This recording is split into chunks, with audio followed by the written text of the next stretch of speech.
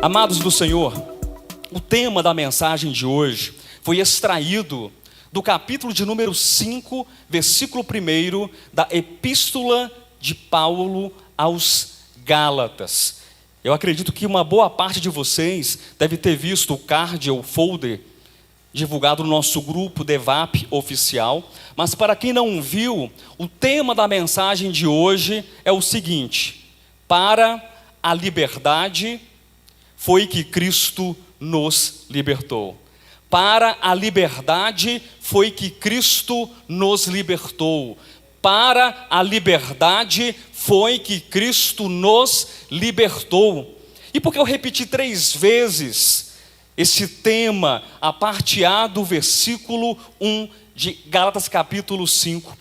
Como uma forma de eco, uma forma de sinalizar, ou quem sabe de simbolizar um eco da liberdade que nos acompanha em Cristo Jesus, de uma liberdade que nos foi dada gratuitamente em Cristo Jesus. E esse eco que foi feito nessa noite, não para sinalizar a minha voz, ou não para dar importância alguma à minha voz, mas muito pelo contrário, um eco que sinaliza, um eco que reverbera a grande mensagem da graça de Deus, a grande mensagem de que nós fomos conquistados em Cristo e por Cristo Jesus, e a partir de Cristo e com Cristo, nós somos livres no Senhor.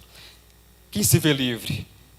Quem olha para si e fala assim: eu sou livre no Senhor. Queridos, e a mensagem da libertação, a mensagem da redenção, é sem dúvida alguma uma das mensagens mais importantes e mais necessárias da igreja em todos os tempos.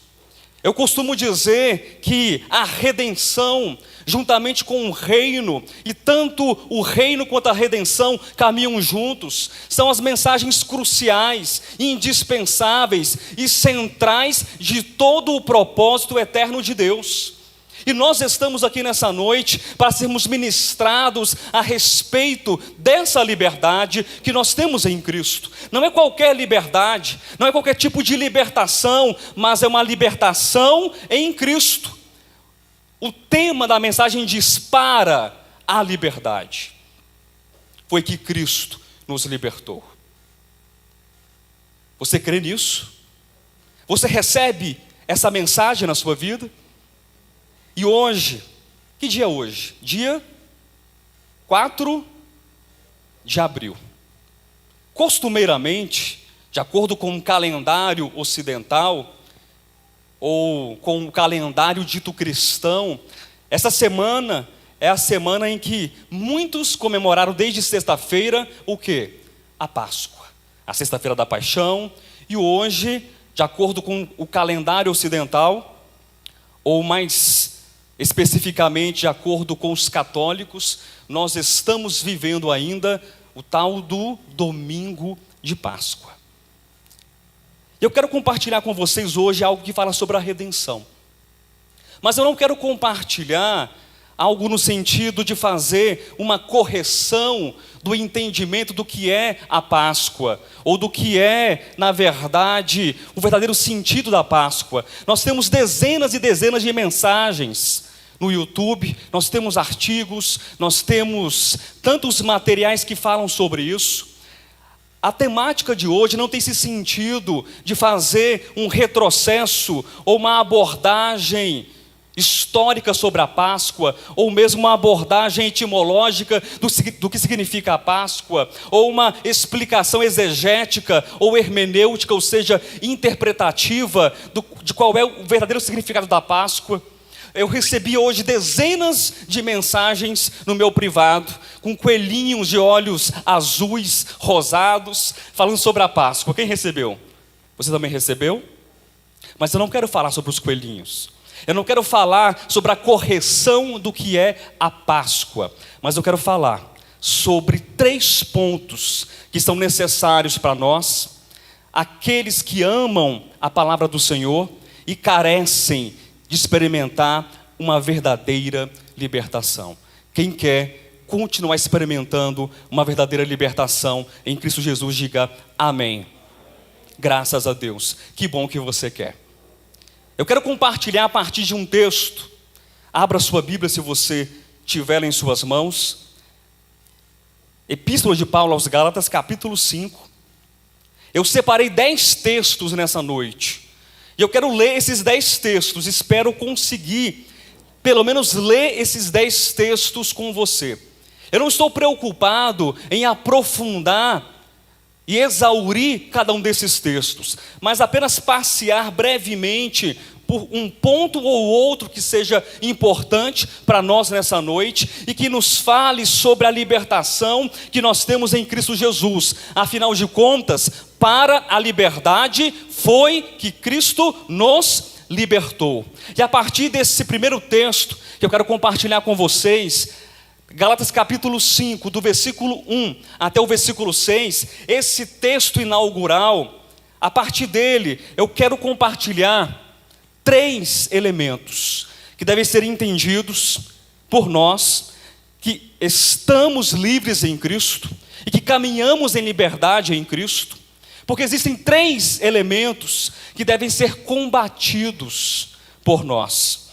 Mesmo aquele que é neófito na fé, mesmo aquele que nasceu há pouco tempo na fé, ou aquele, de repente, como você, que está há 10, 15, 20, 30, 40 anos numa caminhada cristã, mas ainda, vez ou outra, é pego por um desses 3 elementos, ou quem sabe, até mesmo esses 3 elementos que arruinam a nossa liberdade em Cristo, que nos amarram e nos fazem ter uma vida improdutiva, uma vida abaixo daquilo que Deus deseja para cada um de nós. Portanto, esse primeiro texto, do capítulo 5 de Gálatas, os primeiros 6 versículos, nós temos nessa base uma estrutura tríplice, uma divisão tríplice de 3 elementos que eu quero compartilhar com você, que devem ser combatidos, que devem ser entendidos como inimigos da nossa fé, que devem ser entendidos como inimigos da nossa liberdade ou da nossa libertação em Cristo Jesus. Quem abriu sua Bíblia, diga amém. Acompanhe, por favor. Para a liberdade foi que Cristo nos libertou. Permanecei, pois, firmes, e não vos submetais de novo a jugo de escravidão. Eu, Paulo, vos digo que se vos deixar de circuncidar, Cristo de nada vos aproveitará.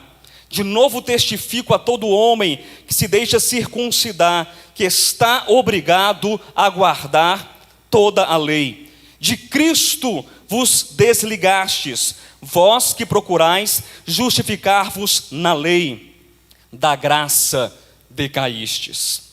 Porque nós, pelo Espírito, aguardamos a esperança da justiça que provém da fé, porque em Cristo Jesus nem a circuncisão, nem a incircuncisão tem valor algum, mas a fé que atua pelo amor.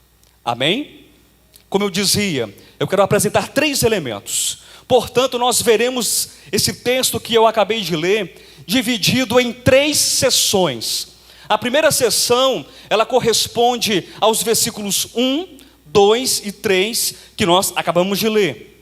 A segunda sessão, apenas e exclusivamente ao versículo 4. E a terceira e última sessão, mas não menos importante, corresponde aos versículos 5 e 6 desse texto. Pastor Josué, Bispo Josué, qual é o primeiro elemento do qual nós precisamos ter cuidado para combater? Qual o primeiro elemento que ele pode, de repente, nos prender a um estado de estagnação, a uma condição de vida espiritual inativa e improdutiva? Qual o primeiro elemento que, de repente, que faz com que nós não aproveitemos a nossa liberdade em Cristo Jesus? É o orgulho, queridos. O orgulho de pensar que a salvação, o orgulho de pensar que a redenção ela é feita ou realizada pelas obras humanas. Pastor, mas eu estou nesse ministério há 20 anos, eu já escutei isso pelo menos 1000 vezes, mas é necessário que nós escutemos 2000 vezes, é necessário que nós escutemos 3000 vezes, e talvez 5000 vezes, que a redenção, que a salvação não estão baseadas em qualquer tipo de produção, de obra humana. Você entende isso? O apóstolo Paulo, ele é enfático, ele é categórico, dizendo que foi para a liberdade que Cristo libertou a cada um de nós. Mas parece que é algo sem sentido, algo sem razão. Mas Paulo, por que você coloca nesses termos? Ora, se eu fui livre para ser livre. Não tem necessidade de você colocar nesses termos, mas Paulo, ele continua dizendo, foi para a liberdade que Cristo vos libertou. E por que ele diz isso? Porque tanto os irmãos da Galácia, como tantos outros, ao longo dos séculos, estão caindo no erro de pensar, de considerar, ou de viver uma vida espiritual a partir do braço humano, a partir das próprias obras, a partir do seu achismo, a partir da sua força natural. E nós, mais uma vez, em um domingo chamado de Páscoa, em um domingo que dizem que é o domingo da ressurreição, mas é o domingo, na verdade, que nós precisamos olhar para trás e lembrar do morto, do crucificado de Cristo Jesus. Nós precisamos lembrar que a redenção nos leva a vencer o orgulho carnal, que a redenção nos leva a vencer todo tipo e toda forma de modalidade de dependência da nossa carne. Esse é o verdadeiro sentido de uma Páscoa, ou da Páscoa que nós precisamos celebrar. Nós estamos acostumados, queridos, a colecionar coisas para nós, coisas que nós devemos fazer, coisas que nós não devemos fazer. A vida inteira nós somos ensinados assim, que o verdadeiro religioso é aquele que está no quadradozinho, vestindo a roupa certa, comendo a comida certa, bebendo a bebida certa, frequentando os lugares certos, falando com as pessoas certas, fazendo tudo de acordo com os conformes. E isso significa que redenção para essas pessoas nada mais é do que uma coisa, que salvação nada mais é, como foi dito uma semana atrás, um ticket, exatamente um ticket, em que você coloca aquele ticket no bolso, e você não pode molhar, você não pode desgastar, você não pode perder, e no dia em que você comparecer diante de Deus, aquele cartãozinho, ele vai te conduzir ao céu. Mas redenção, salvação, transformação são mais profundas e intensas do que isso. Redenção não é uma coisa que você recebeu, mas redenção é um fenômeno espiritual, é uma ação divina que ocorre dentro de cada um de nós e que nos liberta e que nos leva a sermos de fato livres em Cristo Jesus, porque foi para a liberdade que Cristo nos libertou. Nós estamos tão preocupados com coisas, estamos preocupados com formalidades, com convenções, com costumes, com usos. Só para dar 2 exemplos básicos para vocês, queridos: beber e pintar as unhas. Quem nunca ouviu nós falarmos sobre essas coisas aqui? Nunca ouvi, pastor, nunca falaram sobre isso aqui. Vocês sempre ouviram, não é verdade? Nós falarmos sobre beber e sobre pintar as unhas, sem querer fazer qualquer tipo de estereotipagem de gênero, porque não é meu interesse. Mas geralmente a bebida está mais ligada ao universo masculino, não que as mulheres não bebam. E pintar as unhas está ligado ao quê? Geralmente ao universo feminino. Eu ainda não vi, pelo menos aqui nesse ministério, onde eu trabalho, um homem com unhas de porcelana. E eu também não tenho nada contra, se alguém quiser aparecer. Mas geralmente está ligado ao quê? Ao universo É de porcelana mesmo? Não, é fibra de vidro. É isso mesmo, as irmãs sabem disso. E as igrejas costumam dizer o seguinte: se você parar de pintar as unhas, você é uma verdadeira cristã. Se você parar de beber, meu irmão, você é um verdadeiro cristão. Você foi de fato salvo, você foi de fato redimido ou redimida. E o problema nunca foi a bebida. O problema nunca foi as unhas de porcelana, de vidro, de esmalte, não importa, o problema sempre foi o vício no coração. O problema sempre foi aquilo que está dentro de nós. O problema para as mulheres não é a unha vermelha, não é a unha de fibra de vidro, não é a unha preta, laranjada ou cor-de-rosa, mas é a ilusão da aparência. O problema é aquela pessoa que fala assim: eu preciso toda semana fazer as minhas unhas. Sabe, irmã Nayana? Todas as semanas, porque se eu não fizer, eu não sou nada. Se eu não fizer, o que é que o fulano vai pensar de mim? O que é que Beltrana vai pensar de mim? Esse é o problema. O problema não é a bebida, mas o problema, na verdade, é o vício que está no coração.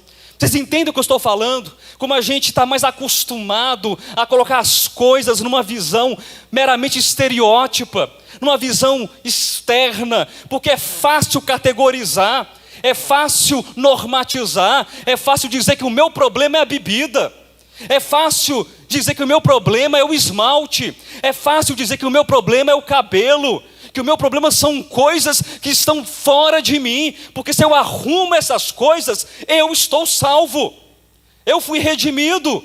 Mas não, nós somos convidados a pensar e a refletir que redenção é um processo orgânico, que redenção é um processo de cura, que redenção é um processo de libertação, que redenção é um processo contínuo.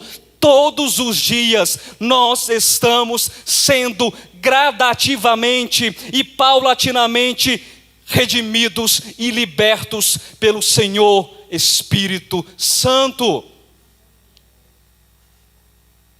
Tem um texto que eu separei, eu quero ler com vocês. Abra sua Bíblia, por favor, em Êxodo, capítulo de número 12. Senão eu não vou conseguir vencer os 10 textos que eu falei para vocês que eu leria nessa noite. Êxodo, capítulo 12. Esse é o clássico texto que nos fala sobre a Páscoa. Eu sei que todos vocês já ouviram esse texto alguma vez, ou já leram esse texto. Permita ler com você do versículo 1 até o versículo 7 e depois apenas o versículo 13. Quem achou, diga amém, e quem não achou, acompanhe na projeção. Qual o primeiro problema que tem que ser tratado por nós? O orgulho de pensar que a salvação, que a redenção é adquirida pelo braço mortal, por fazer, não fazer, por coisas que estão fora de nós. Disse o Senhor a Moisés e a Arão na terra do Egito: este mês vos será o principal dos meses, será o primeiro mês do ano. Falai a toda a congregação de Israel, dizendo: aos 10 deste mês, cada um tomará para si um cordeiro, segundo a casa dos pais, um cordeiro para cada família. Esse texto é o texto áureo que fala sobre a Páscoa. A Páscoa, ela, do ponto de vista histórico, é estabelecida aqui, em Êxodo, capítulo de número 12. E é interessante, daqui a pouco eu vou continuar a leitura desse texto, mas deixe-me falar algo que é importante, queridos. Deixa eu fazer uma pergunta antes. Quem crê que é salvo aqui? Pouca gente, mas tudo bem. Quem crê que é eleito aqui? Um pouco mais de pessoas.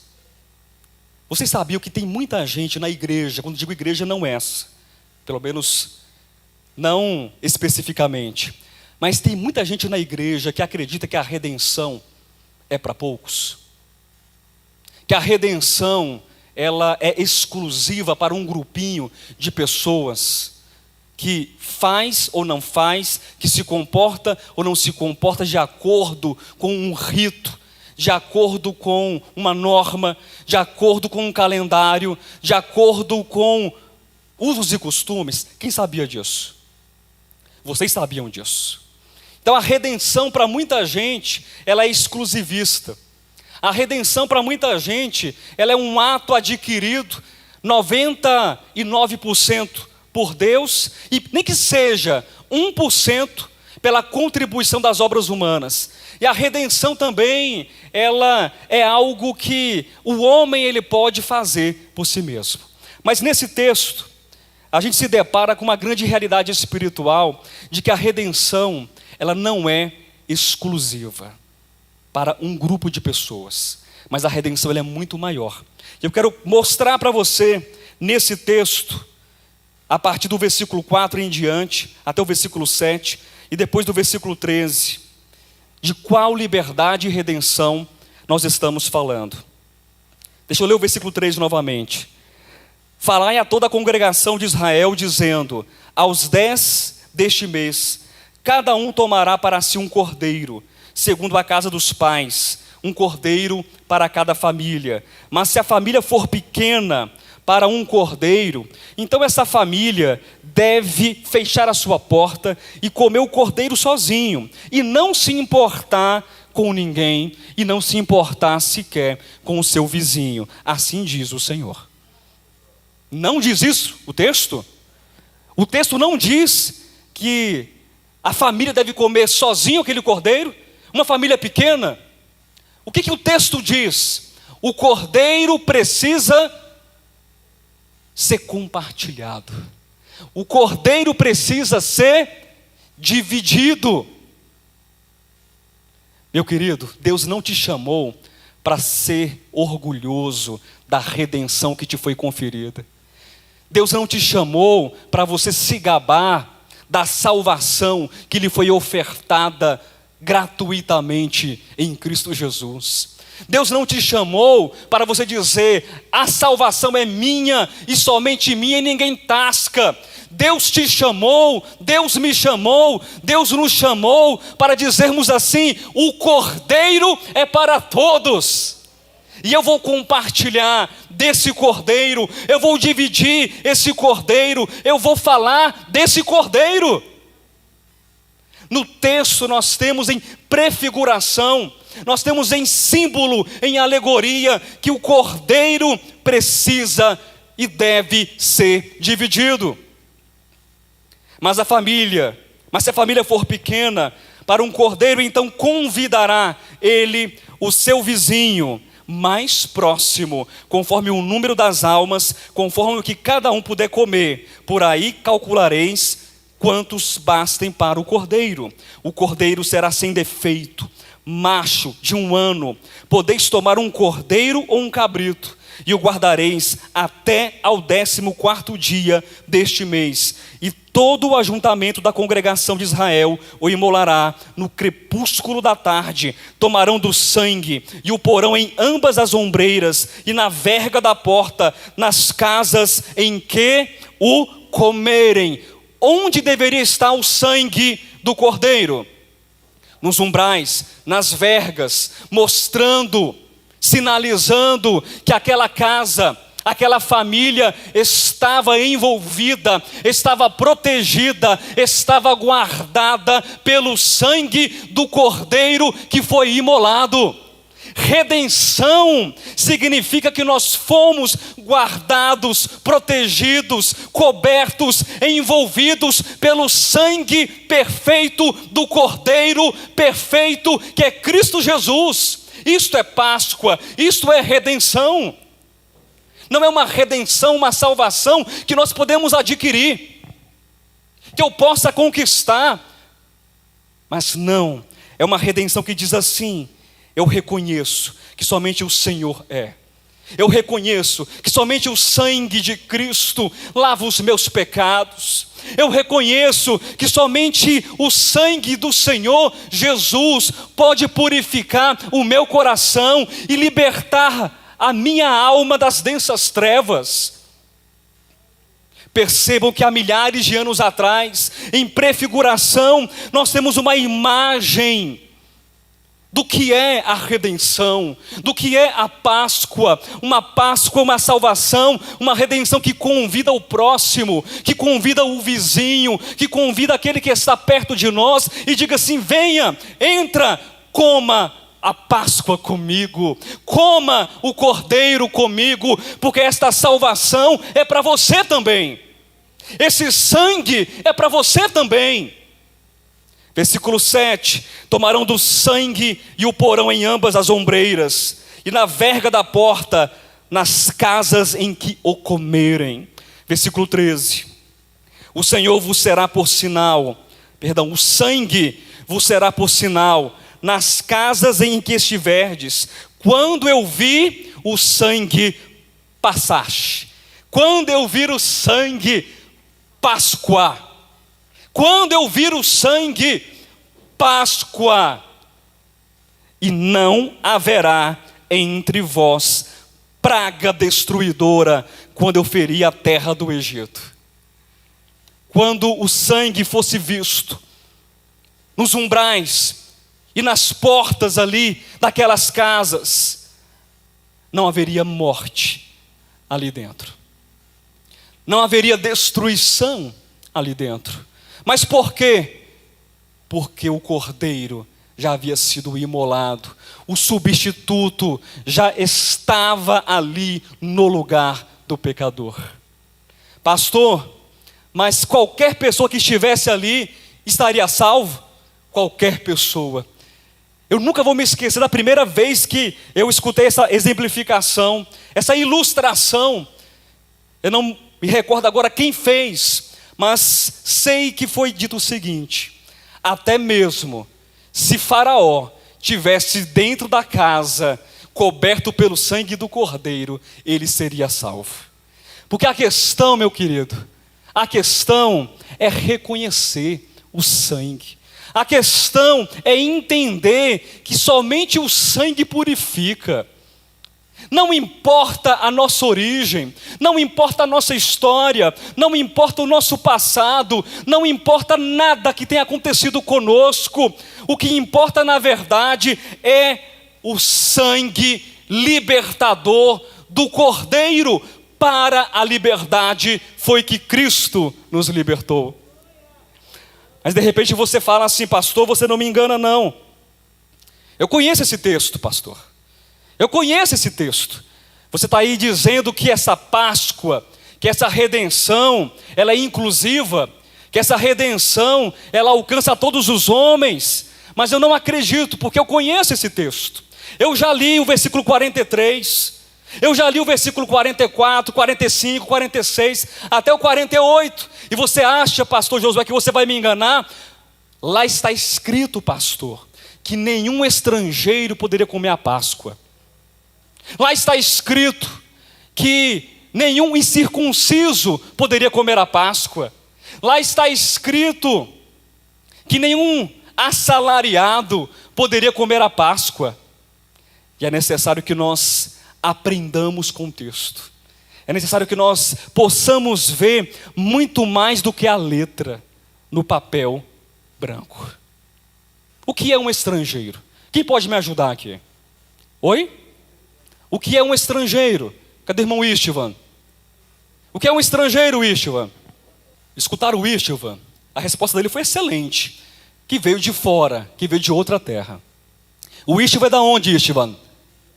Hungria. É da Hungria. Apesar que o Istvan é mais brasileiro do que muitos brasileiros. Ele veio de fora. Ele não nasceu aqui. Ele é de outra terra. Isso é um estrangeiro. Então o texto diz que o estrangeiro não poderia ser redimido. O estrangeiro não poderia comer a Páscoa. O texto também diz que o assalariado não poderia comer a Páscoa. Pastor, o que isso quer dizer? Por que o assalariado não poderia comer a Páscoa? Porque a Páscoa, até então, era para os escravos. Até então, era para aqueles que estavam no cativeiro do Egito. A Páscoa é para aquele que olha para a sua situação, que olha para a sua condição, ele olha para a esquerda, ele olha para a direita, ele olha para todas as direções e diz assim: eu não tenho salvação, eu sou um escravo, não existe libertação para mim nessa condição que eu estou. Somente aqueles que reconhecem quem são, como pecadores, podem desfrutar da realidade da Páscoa. Semana que vem nós teremos a reunião do Partir do Pão. Eu estou pensando em fazer uma placa, uma faixa, e colocar, como diz o pastor Alexandre, quem sabe, lá fora dizendo assim: só é permitida a entrada de pecadores. Portanto, meu irmão e minha irmã, se você não é um pecador, se você não é uma pecadora, não venha semana que vem. A Páscoa, nesse sentido simbólico para o assalariado, que não poder ser comida, por aquele que sustenta a si mesmo, e aquele que recebe o seu patrão, a Páscoa é para aquele que diz assim: eu sou um desvalido, um necessitado, incapaz de mudar a minha condição, incapaz de mudar a minha sorte. A Páscoa, a redenção é para esses. É para o incircunciso.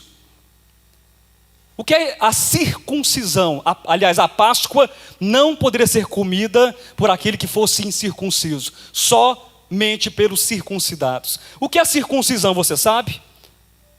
Uma operação ali no membro masculino, em que é cortado o prepúcio, a pelinha que cobre ali a parte, a extremidade do membro masculino, que diz respeito à própria confiança, à força, ao poder humano. A Páscoa, a redenção, a salvação é para aquele que diz assim: eu não sou nada sem Jesus, eu não posso nada sem Cristo, a minha força não me leva para além, somente Cristo. Cristo é a minha salvação, Cristo é a minha libertação. Amém? Posso ler os 10 textos? Tem certeza? Então vamos lá. Abra sua Bíblia em Efésios, capítulo de número 2. Eu só vou ler rapidinho, eu prometo. Efésios, capítulo de número 2. Nós estamos combatendo o orgulho de achar que podemos fazer algo por nós mesmos. Efésios 2, do versículo 11 até o versículo de número 22.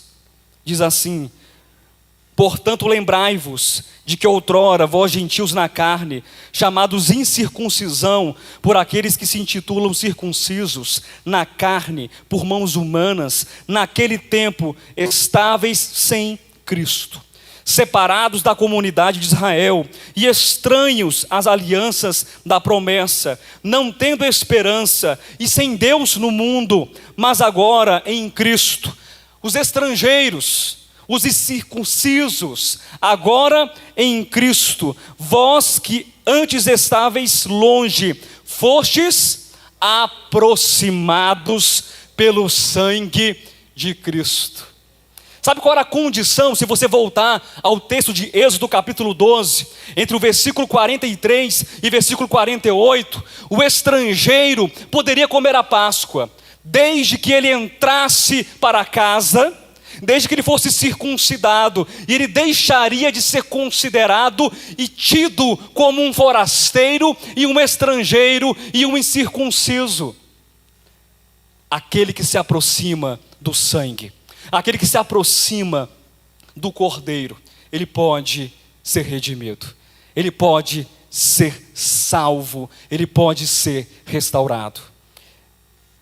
Versículo 14, porque ele, Cristo, versículo 13, é a nossa paz, o qual de ambos, de judeus e de estrangeiros ou de gentios, fez um, e tendo derribado a parede da separação que estava no meio, a inimizade, aboliu na sua carne a lei dos mandamentos na forma de ordenanças, para que dos dois criasse em si mesmo um novo homem, fazendo a paz, e reconciliasse ambos em um só corpo com Deus, por intermédio da cruz, destruindo por ela a inimizade, e vindo evangelizou paz a vós outros, que estáveis longe, e paz também aos que estavam perto, porque por ele ambos temos acesso ao Pai em um Espírito. Assim já não sois estrangeiros e peregrinos, mas concidadãos dos santos, e sois da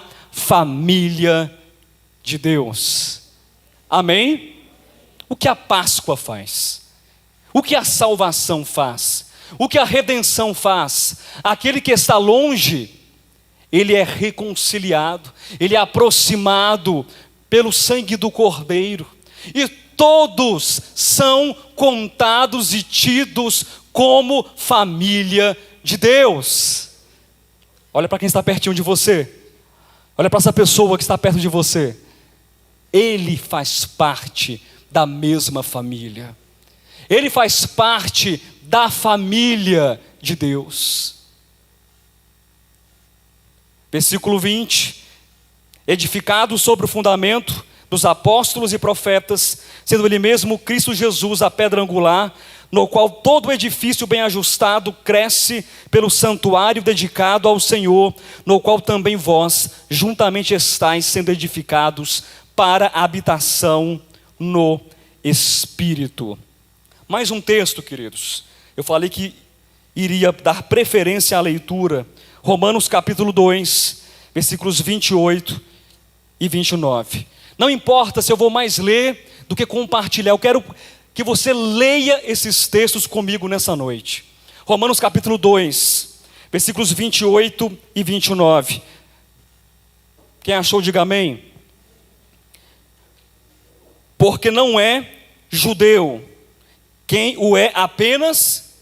Você que está preocupado com a roupagem, você que está preocupado com a aparência, você que está preocupado com as coisas que estão do lado de fora, o apóstolo Paulo diz para nós: porque não é judeu quem o é apenas exteriormente, nem é circuncisão a que é somente na carne. Mas espera aí, Paulo, tem outro tipo de circuncisão? Mas espera aí, Paulo, tem outro tipo de judeu então? Será que tem? Vejamos o versículo 29.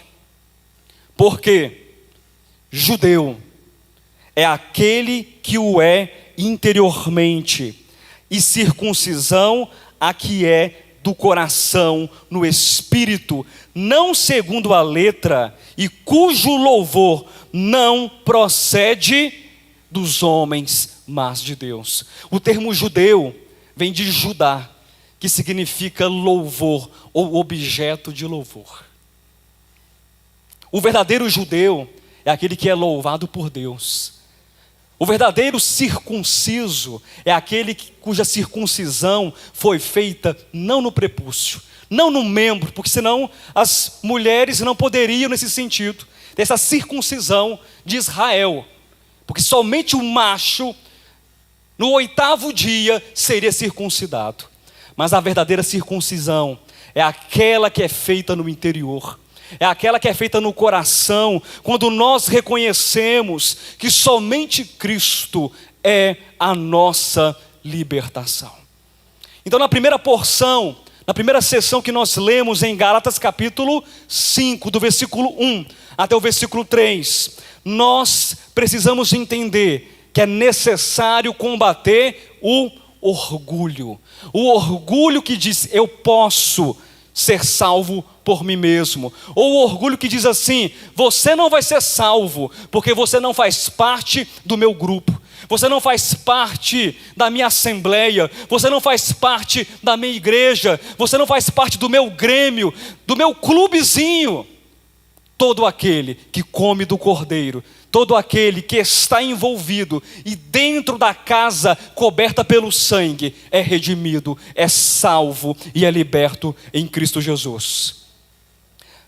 Vamos voltar para Gálatas capítulo 5, versículo 4, a segunda seção, que diz assim: de Cristo vos desligastes, vós que procurais justificar-vos na lei, da graça decaístes. Esse texto é muito simples, ele é muito claro, muito incisivo, muito objetivo. Aquele que se desliga de Cristo é aquele que diz assim: eu posso me justificar por mim mesmo. É aquele que diz assim: a lei irá me justificar. É aquele que diz assim: a graça não tem valor. Sabe o que significa isso? Independência. Tantas vezes nós somos independentes, queridos. Achamos que nós podemos continuar a nossa vida sem a igreja, sem Cristo, sem os irmãos, sem comunhão. A independência, esse orgulho, é um dos maiores e piores males que nós temos a combater. Eu quero ler mais um texto aqui em Gálatas capítulo 2. Volte a sua Bíblia, a sua página, um pouquinho. Capítulo 2, eu quero ler do versículo 20 ao versículo 21, versículo 20 e depois versículo 19. O apóstolo Paulo nos adverte que aquele que se desliga do Senhor, ele decaiu da graça.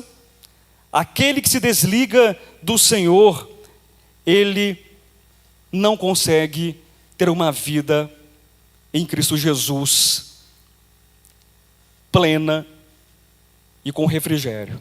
Versículo 21. Não anulo a graça de Deus, pois se a justiça é mediante a lei, segue-se que morreu Cristo em vão. Aquele que depende da lei, das obras, aquele que se torna independente, está afirmando o quê? Que o sacrifício de Cristo foi em vão. Cristo morreu em vão para você? É claro que não. A nossa resposta imediata é que Cristo não morreu em vão. Mas por que então às vezes nós somos tão independentes? Porque às vezes nós somos tão orgulhosos e vivemos como se nós não precisássemos de Cristo. E o versículo 20 diz: a maneira como nós devemos tratar a nossa independência. Logo, já não sou eu quem vive, mas Cristo vive em mim. E esse viver que agora tenho na carne, vivo pela fé no Filho de Deus que me amou e a si mesmo se entregou por mim. Qual o modo como Paulo diz que nós devemos viver? Pela fé. Vivendo pela fé em Cristo Jesus. Logo, já não sou eu quem vive, mas quem vive é Cristo. E esse viver que eu vivo por Cristo e vivo pela fé. Versículo 19.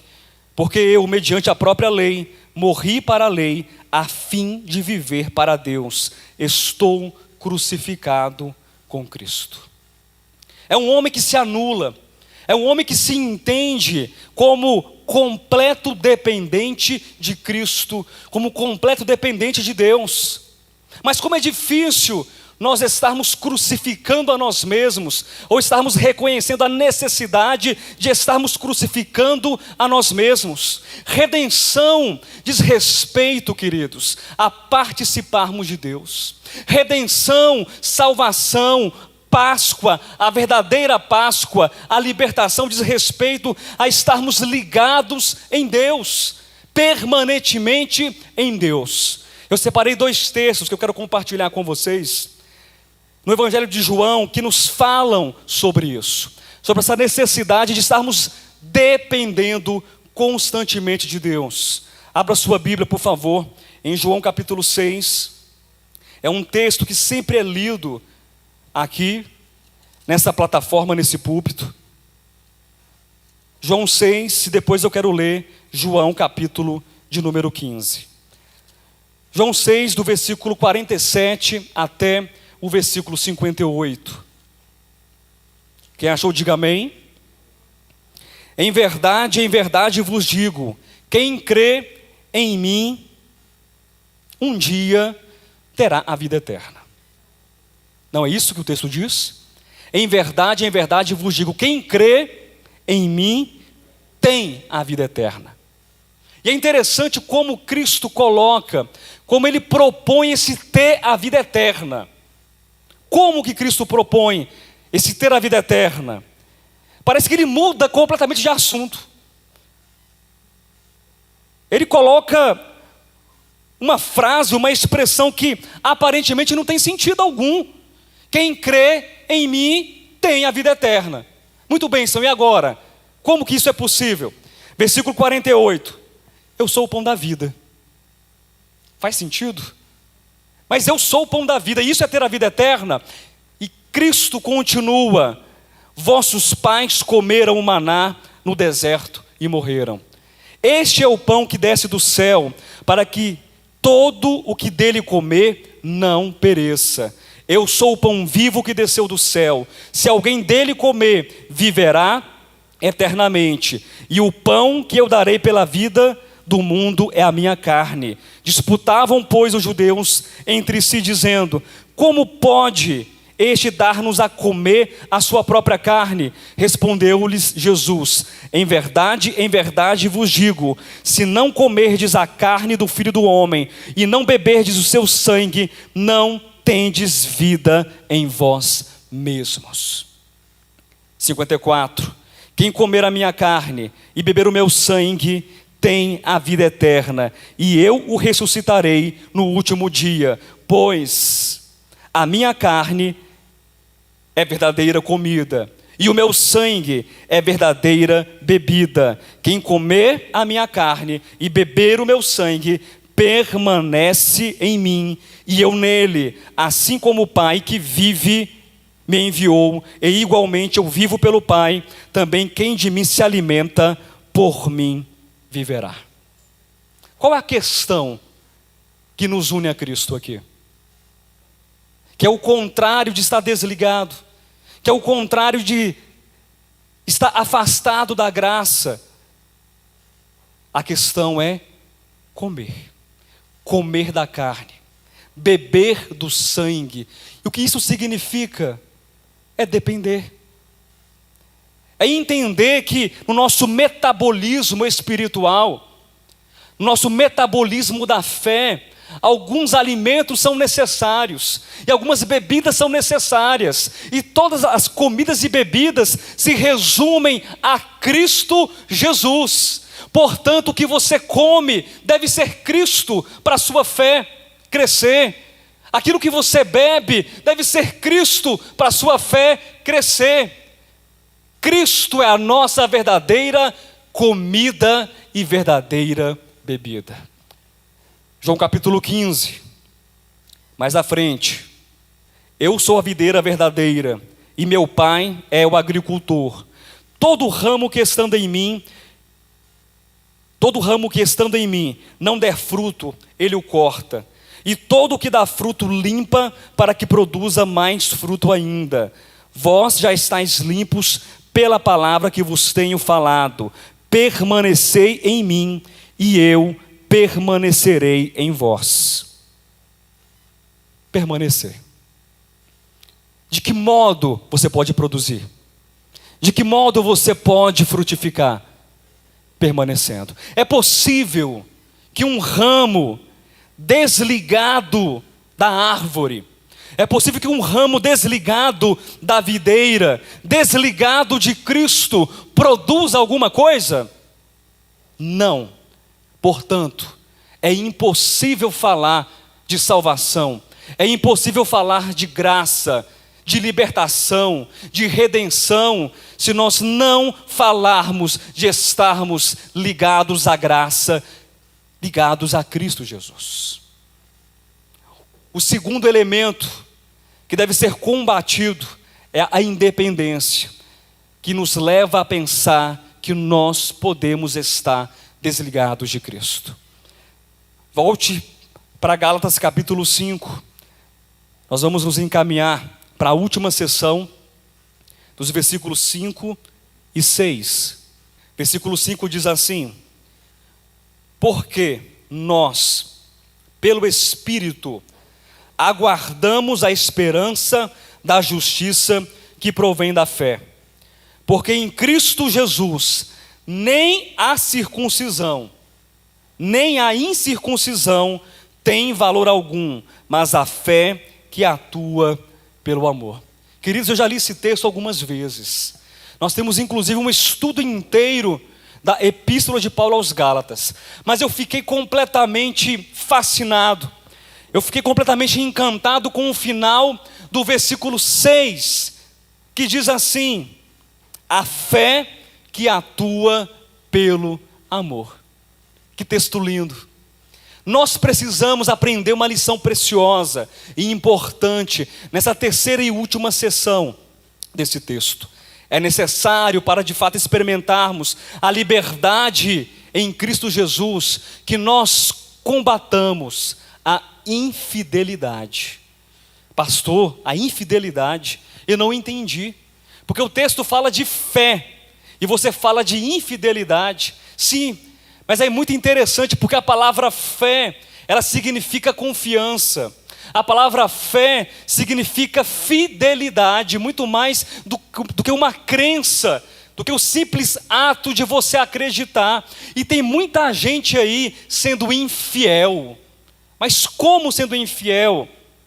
Porque não atua com uma fé que é gerada, que é produzida, que é impulsionada pelo amor que vem de Deus. É necessário que nós combatamos esse tipo de infidelidade.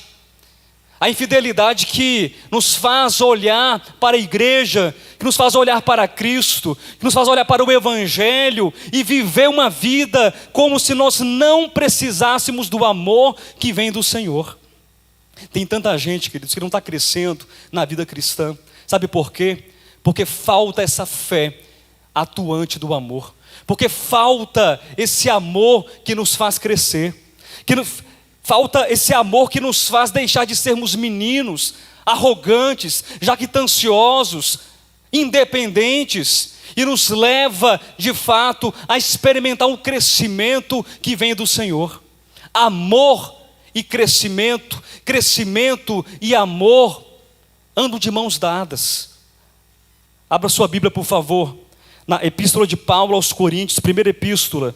Eu quero me encaminhar para a leitura dos 3 últimos textos, para completar a leitura dos 10. Primeira de Paulo aos Coríntios, abra sua Bíblia, no capítulo 13. Deixe-me ler com você do versículo 4 até o versículo 11. O amor é paciente, é benigno. O amor não arde em ciúmes, não se ufana, não se ensoberbece, não se conduz inconvenientemente, não procura os seus interesses, não se exaspera, não se ressente do mal, não se alegra com a injustiça, mas regozija-se com a verdade. O amor tudo sofre, o amor tudo crê, o amor tudo espera, o amor tudo suporta, o amor jamais acaba. Mas havendo profecias desaparecerão, havendo línguas cessarão, havendo ciência passará, porque em parte conhecemos e em parte profetizamos. Quando porém vier o que é perfeito, então o que é em parte será aniquilado. Quando eu era menino, falava como menino, sentia como menino, pensava como menino. Quando cheguei a ser homem, desisti das coisas próprias de menino. Sabe o que o texto está dizendo para nós? Que aquele que cresce, eu sei que é óbvio isso, mas aquele que cresce, deixa de se preocupar com as coisas de menino, deixa de preocupar com as coisas mais infantis. E nós estamos, às vezes, tão preocupados com a infantilidade. Estamos preocupados com coisas pequenas, com miudezas, que nos impedem de crescer e de amar os nossos irmãos. Nós vivemos em um ambiente, queridos, algumas igrejas, eu não sei, de repente, até que ponto, de repente, um ou outro aqui pode cair nesse problema, dessa falta de crescimento, dessa falta de amor, vivemos em ambientes de igrejas que são preconceituosas, igrejas que estão preocupadas com a cor da pessoa que senta ao seu lado. Você sabia que isso existe ainda? Igrejas que estão preocupadas com o gênero, com o sexo da pessoa que se senta ao seu lado. E pessoas que estão preocupadas se aquele indivíduo, aquele homem ou aquela mulher se relaciona com uma pessoa que de repente você não aprovou. Ou aquela pessoa beija quem você acha que não deveria beijar. Ou se casou com quem você acha que não deveria ter se casado. Pastor, você está falando de quê? De preconceito, de homofobia. Igrejas que estão perdendo a paz e a comunhão, e não conseguem olhar a pessoa que está ao lado dela como um irmão, que antes estava numa caminhada, numa jornada de fé, de cuidado, de comunhão e de serviço, porque a pessoa não se comporta mais do jeito que você acha que ela deveria se comportar, porque ela não está mais com o tipo de gente que você acha que ela deveria estar, porque ela não beija quem você aprova, porque ela não se casou com quem você aprova. Pastor, mas tudo isso é uma questão de pecado, pastor. Você não sabe do que você está falando. Leia a Bíblia, leia o Antigo Testamento, leia o Novo Testamento, leia, pastor. Meu irmão, talvez eu esteja lendo os textos errados mesmo. Talvez eu não saiba interpretar os textos.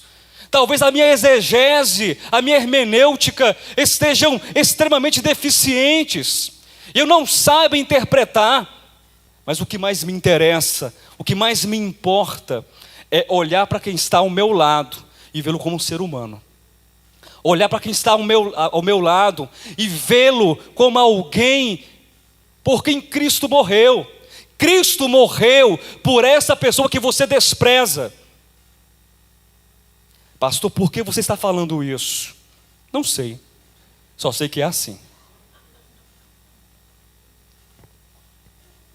Eu tenho certeza que isso que está sendo dito está servindo para algumas pessoas. Imagine só uma pessoa que você almoça todos os dias, que você está ali cantando, louvando, tendo comunhão, e a pessoa ela muda, e na sua opinião a mudança dela é o maior pecado do universo. E essa pessoa não presta mais para andar com você. E tem gente que olha com o nariz torto, que sai da comunhão, que sai do ministério, que deixa de falar com as pessoas, que manda piada no WhatsApp, que manda piadinha de mau gosto. Isso é o amor? Essa é a fé que é fruto de um amor verdadeiro? Não é. Talvez de fato a minha exegese esteja equivocada. Mas tudo bem, fica você com a sua exegese. Fica você com a sua hermenêutica. E condena então, na sua opinião, o pecador ao inferno. Porque você pode. Então, se aferre à sua certeza, dizendo então que esse ou essa, aquele ou aquela, não merece a comunhão dos santos, não merece estar com você, porque essa pessoa não beija mais quem você aprova, ou não está mais com quem você aprova. Fique com a sua exegese, fique com a sua hermenêutica, fique com a sua psicologia, fique com a sua sociologia, fique com a sua genética. Por que eu digo isso? Porque essas questões de relações homoafetivas, a genética não dá conta, a psicologia não dá conta, A religião não dá conta.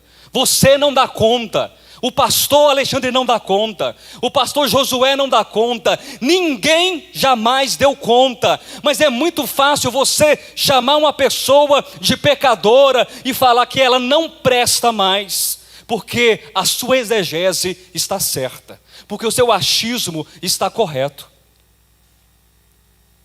Talvez você não volte domingo que vem. Talvez você não esteja gostando dessa palavra.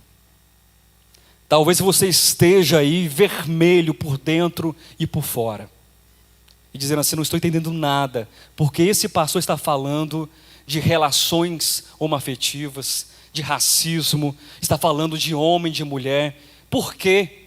Queridos, é porque tem muita gente que está deixando de crescer, porque está preocupado com essas coisas. Para de ser menino, para de ser infantil e cresça. Deixa que Deus julgue, já que você acha que algum pecado está sendo cometido. Deixa que Deus então coloque a pessoa no seu devido lugar, se você acha que todos os textos que você leu, com a sua exegese hermenêutica, que são perfeitas, deixa que Deus faça isso. O texto que nós lemos diz que a fé, ela precisa brotar do amor. O amor suporta, você sabia disso? O amor não se exaspera, não se orgulha. O amor é aquele que abraça. O amor é aquele, conforme o texto que nós lemos, de Êxodo capítulo 12, é o texto que diz assim: venha e coma o cordeiro comigo. Venha e se proteja dentro da mesma casa, porque esse sangue é para mim e esse sangue é para você. O amor é aquele que é ilimitado, que recebe a todo ser humano. Meu irmão, pare de julgar. Eu estou falando para centenas de pessoas nessa noite, e eu sei que para milhares depois que vão assistir essa mensagem. Pare de julgar. Não entre numa seara que você não entende. Pessoas preciosas deixaram de congregar nesse ministério porque são homossexuais. Eu vou falar. Pessoas preciosas nos últimos 20 anos deixaram de estar conosco. Famílias inteiras saíram daqui porque disseram: os meus filhos, a minha filha ou o meu filho não será tocado por um professor ou uma professora que é homossexual. Homossexualidade não é doença, saiba você disso. Se o meu filho de 5 anos de idade, de repente, ele for ensinado por um homossexual, homem ou mulher, na salinha dos professores ou fora, ele não vai se tornar um homossexual por causa disso.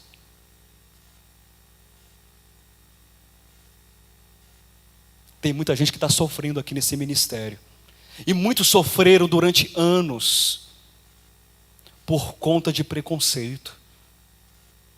Muito provavelmente, a mensagem toda que eu preguei, algumas partes não tiveram o menor sentido. Eu sei que algumas partes foram lidas, e eu me perdi em alguns trechos, e eu sei disso. Mas o que mais faz sentido para mim é o que eu estou dizendo agora no final.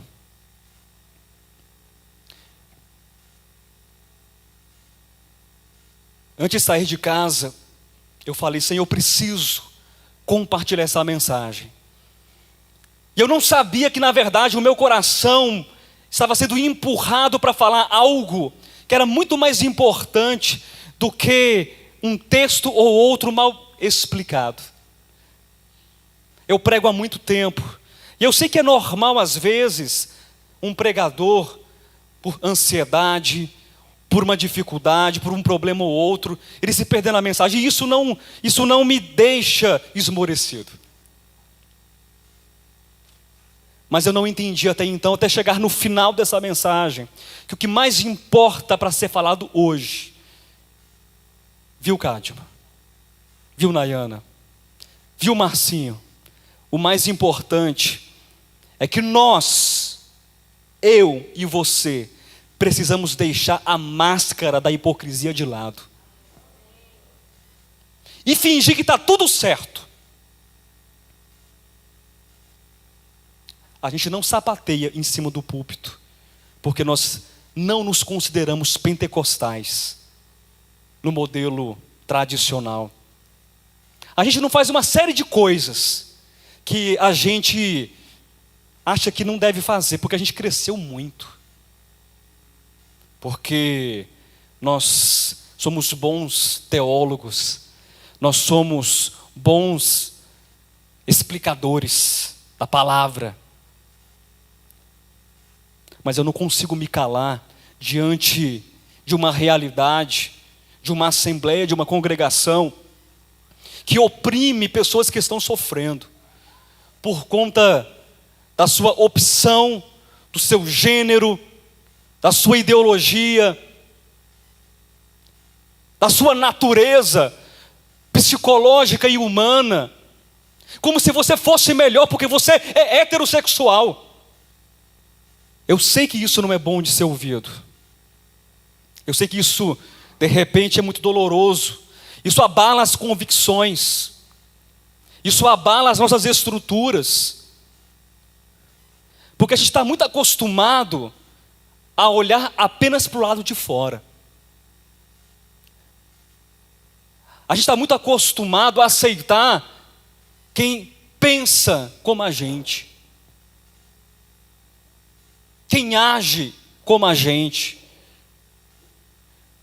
Deus não fez de você juiz dos povos. Pastor, você está dizendo que você é a favor. Meu irmão, eu não sou a favor e eu não sou contra a nada. Aliás, eu sou a favor do amor. Eu sou a favor da Páscoa. Não do coelho, mas do cordeiro. Eu sou a favor do sangue. Eu sou a favor da aceitação. E deixa que Deus resolva tudo aquilo que você não é capaz de fazer. Não vamos permitir que, de maneira velada, algumas pessoas estejam sofrendo por conta da minha infantilidade. Porque eu não consigo suportar o fulano, ou a fulana, o beltrano, ou o ciclano, porque ele é homossexual. E aí você lustra o sapato, você engoma a camisa, e você coloca a melhor roupa, e acha que tudo está resolvido, porque externamente você está bem, mas o coração é um coração preconceituoso.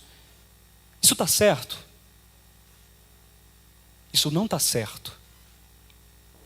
Eu tinha mais 2 textos para ler, Filipenses e Romanos, mas eu vou deixar esses textos de fora.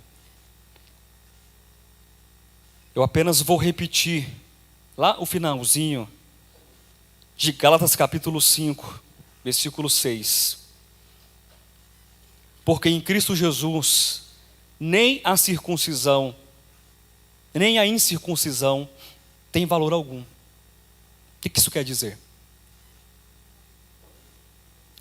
O que está do lado de fora não importa. Mas o que tem valor? A fé que atua pelo amor. Somente a fé que atua pelo amor. Qualquer tipo de fé que faz com que você despreze o seu irmão, ela pode até ser um tipo de fé, de crença, de dogma, de razão, de ideologia, de filosofia. Ela pode ser qualquer coisa, mas não é a fé que atua pelo amor. Qualquer tipo de fé que faça com que você olhe para quem está perto de você e diga assim: essa pessoa não merece isso ou aquilo outro. Essa fé não atua pelo amor. Queridos, vamos considerar e vamos reconsiderar a nossa liberdade em Cristo. Para a liberdade foi que Cristo nos libertou, para sermos livres do orgulho, para sermos livres da independência e para sermos também livres de qualquer tipo de infidelidade para com o amor verdadeiro.